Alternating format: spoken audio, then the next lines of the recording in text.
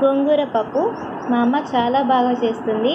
So ఈరోజు మీకు గోంగూర పప్పు మా అమ్మలాగా ఎలా చేయాలో నేర్పిస్తాను.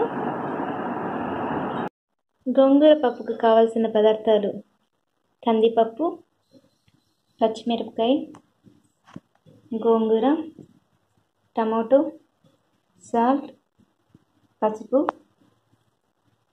ఆనియన్,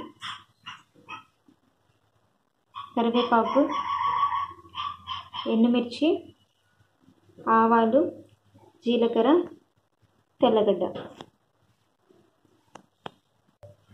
కందిపప్పు, పచ్చిమిర్చి, టమాటో, ఆనియన్ నీట్గా శుభ్రం చేసుకొని ఇందులో వాటర్ వేసుకోవాలి.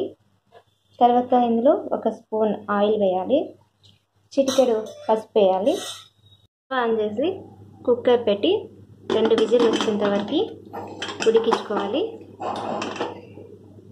పప్పు ఇలా ఉడికిన తర్వాత ఇందులో సాల్ట్ వేసి ఎనుపుకోవాలి. తర్వాత స్టవ్ ఆన్ చేసి ప్యాన్ పెట్టుకొని అందులో ఆయిల్ వేసుకొని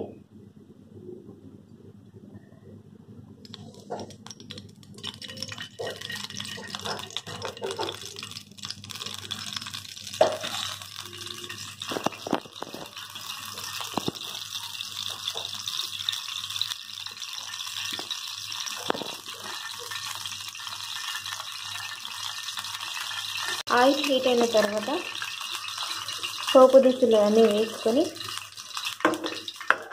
తిరువాత పెట్టుకోవాలి. వేయించుకున్న తిరువాతని పప్పులో వేసి కలిపితే గోంగూర పప్పు రెడీ.